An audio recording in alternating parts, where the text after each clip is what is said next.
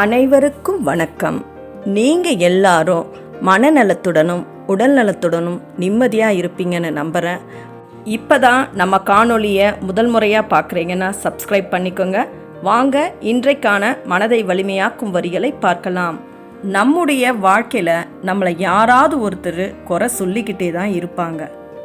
நம்முடைய செயல்களை, சொற்களை, மனப்பான்மையை, வாழ்க்கை முறையை எதை கொண்டும் ஒருவர் குறை சொல்லலாம். ஆனால் ஒருவர் தொடர்ந்து குறை சொல்லிக்கொண்டே இருந்தால் அதற்கு காரணம் என்ன? நாம் தான் தவறு செய்கிறோமா? இல்லை, அவர்தான் தேவையில்லாமல் குறை கூறுகிறாரா? அது என்னவென்று இப்பொழுது பார்ப்போம். நாம் எப்படி வாழ வேண்டும், எப்படி நடந்து கொள்ள வேண்டும் என்று எல்லோருக்கும் ஒரு தனித்துவமான கோணம் இருக்கும். ஒருவருக்கு சரியானதாக தெரியும் ஒன்று இன்னொருவருக்கு தவறாக தோன்றலாம். இது மிகவும் இயல்பான ஒன்று. ஆனால் ஒருவர் தொடர்ச்சியாக நம்மை குறை கூறி வந்தால் அது நம் மீது ஒரு மன அழுத்தத்தையும் கோபத்தையும் விரக்தியையும் ஏற்படுத்தலாம். குறைகளில் 2 வகைகள் உண்டு. ஒன்று நல்ல நோக்கத்துடன் கூறப்படும் குறைகள். இது நம்மை உயர்த்த உதவும். 2வது வகை வசதிக்கேற்ப விமர்சனம் செய்வது. இது வெறுப்புணர்வை உருவாக்கும். ஆக ஒருவர் தொடர்ந்து குறை கூறுகிறார் என்றால் அவருடைய நோக்கம் என்னவென்று முதலில் புரிந்து கொள்ள வேண்டும். ஒருவருக்கு நம்மை குறை கூறும் பழக்கம் உண்டென்றால் அதற்கு பல காரணங்கள் இருக்கலாம். உண்மையாக குறை சொல்லும் நபர்கள், அவர்கள் நம்முடைய குறைகளை உண்மையாக சொல்கிறார்களா? நம்மை நல்லபடியாக பார்க்க விரும்புகிறார்களா? நம்முடைய வளர்ச்சிக்காக சொல்கிறார்களா? இவ்வாறான நபர்களை நாம் மதிக்க வேண்டும். ஏனென்றால் அவர்கள் சொல்வதிலிருந்து நாம் பயனடையலாம். சிலர் மற்றவர்களிடத்தில் உயர்வை விரும்ப மாட்டார்கள். அவர்களிடமுள்ள குறைபாடுகளால் நம்மை கீழே தள்ள நினைப்பார்கள். அவர்களால் சாதிக்க முடியாத விஷயங்களை நாம் சாதிக்க முயன்றால் அதை பார்த்து எரிச்சல் அடைவார்கள். இத்தகைய குறை கூறுபவர்களை நாம் கண்டுகொள்ளவே வேண்டாம். ஏனென்றால் அவர்கள் சொல்லுவது உண்மையாக இருக்காது. 3வது வகை, ஒருவருக்கு நம்மை பிடிக்காத போது குறை கூறுவார்கள். சிலர் எதற்காகவும் குறை கூறுவதை பிடித்துக் கொள்வார்கள். அவர்களுக்கு நம்மை பார்த்தாலே எரிச்சலாக இருக்கும். அவர்களின் மனநிலையை புரிந்து கொள்ளாமல் அதில் நாம் கவலைப்படக்கூடாது. இப்படி பல்வேறு காரணங்களால் ஒருவர் குறை கூறலாம். ஆனால் நாம் அதை எவ்வாறு அணுகுகிறோம் என்பதில்தான் வெற்றி இருக்கிறது. அப்படியென்றால் குறை கூறுபவர்களை எப்படிதான் சமாளிப்பது? வாங்க பார்க்கலாம். ஒருவர் குறை கூறினால் அதை சரியாக சமாளிக்க நாம் அறிந்து கொள்ள வேண்டிய சில முக்கியமான விஷயங்கள் உண்டு. முதலில் அவர்கள் சொல்லுவது உண்மையா பொய்யா என்பதை அறிய வேண்டும். அவர்கள் கூறுவது உண்மையான குறைபாடா? அவர்கள் சொல்லுவதில் உண்மை இருந்தால் அதை ஏற்கவும் மாற்றவும் முயலலாம். அவர்கள் வெறும் விமர்சனத்துக்காகவே கூறினால் அதை நாம் கண்டு கொள்ள வேண்டியதில்லை. அமைதியாக இருக்கலாம். சிலர் நம்மை எதிர்த்து கொண்டே இருப்பார்கள். அவர்களுக்கு பதில் சொல்ல முற்பட்டால் அவர்களின் திட்டத்திலே நாம் விழுந்து விடலாம். பதிலுக்கு பதில் சொல்வதை விட அமைதியாக இருப்பது நல்லது.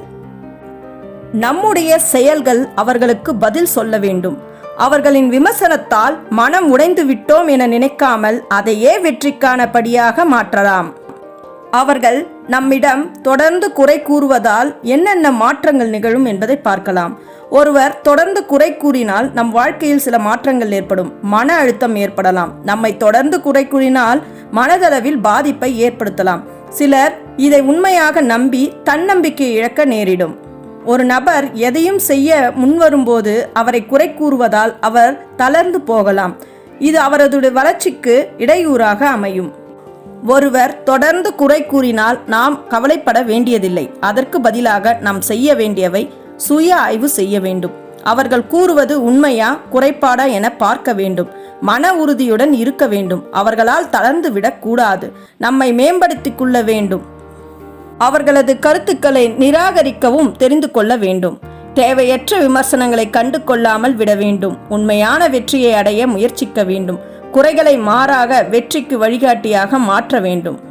உன் வளர்ச்சியை பார்த்து சிலர் குறை கூறுவார்கள். அதுவே நீ சரியான பாதையில் இருப்பதற்கான அடையாளம். குறைகளை எதிர்க்காதே, அதை மேம்பாட்டுக்கான படியாக மாற்றிக்கொள். நம்பிக்கை உள்ளவர்கள் விமர்சனத்தால் வீழ்வதில்லை, வெற்றிக்காக உழைக்கிறார்கள். உன்னை குறை கூறுபவர்கள் உன்னை தோற்கடிக்க இல்லை, நீ வெற்றி பெறவே உதவுகிறார்கள். முன்னேறுபவர்களுக்கே விமர்சனங்கள் அதிகம். நீயும் முன்னேறி கொண்டிருக்கிறாய் என்பதற்கு இது சான்று. கடலின் ஆழத்தை கற்கள் எறிந்து குறைக்க முடியாது. உன் திறமையையும் விமர்சனங்களால் குறைக்க முடியாது. உன்னிடம் குறை கூறுபவர்கள் உன் பின்னால் இருப்பவர்கள்தான். அவர்கள் முன்னே வர விரும்புகிறாயா அல்லது வெற்றிக்காக ஓட விரும்புகிறாயா? மலையை பார்த்து காற்று கரைந்து போகாது. உன்னையும் குறைகள் பாதிக்க விடாதே. பூக்கள் எதற்கும் பதில் சொல்லாமல் மலர்வதைப் போல நீயும் உன் வெற்றியால் பதிலளிக்கவும். நிலவுக்கு இருள் வேண்டியது போல வெற்றிக்கு விமர்சனங்கள் அவசியம். அதை எதிர்கொண்டு வெல்லவும். நீங்கள் யார் என்பதை நிரூபிக்க குறைகளை தாங்கி வெற்றியை நோக்கி பயணியுங்கள். எனவே ஒருவர் தொடர்ந்து குறை கூறினால் அது நம்மை பாதிக்க கூடாது. அதற்கு பல காரணங்கள் இருக்கலாம். உண்மையான விமர்சனமோ பொறாமையோ வெறுப்போ அவர்களின் மனநிலையோ நாம் அதை கவனித்து பார்த்து எந்த வகையான குறைபாடு என்பதை தெரிந்து கொள்ள வேண்டும். உண்மையான குறைகளை ஏற்று முன்னேற வேண்டும். தேவையற்ற குறைகளை மறுக்க வேண்டும். முக்கியமானது குறைகளை வெற்றிக்கான படியாக மாற்றிக்கொள்ள வேண்டும். இன்று நம்மை குறை கூறுபவர்களே நாளை நம்மை பாராட்டப் போகிறார்கள். நம்முடைய வெற்றியே அவர்களுக்கு பதிலாக இருக்கும். ஆகவே ஒருவர் குறை கூறினால் அதை கவலைப்படாமல் அதை சாதனையாக மாற்றுவோம். இந்த காணொளி மூலம் நம்மை குறை சொல்லிக்கொண்டே இருப்பவர்கள் ஏன் அவ்வாறு செய்கிறார்கள், அதை எப்படி கையாளுவது, அதை எப்படி சாதகமாக மாற்றுவது என்பதை பற்றி அறிந்திருப்பீர்கள் என நம்புகிறேன். இந்த காணொளி பிடித்திருந்தால் மட்டும் லைக் பண்ணுங்க. மீண்டும் உங்களை மனதை வலிமையாக்கும் வரிகளோடு சந்திக்கிறேன்.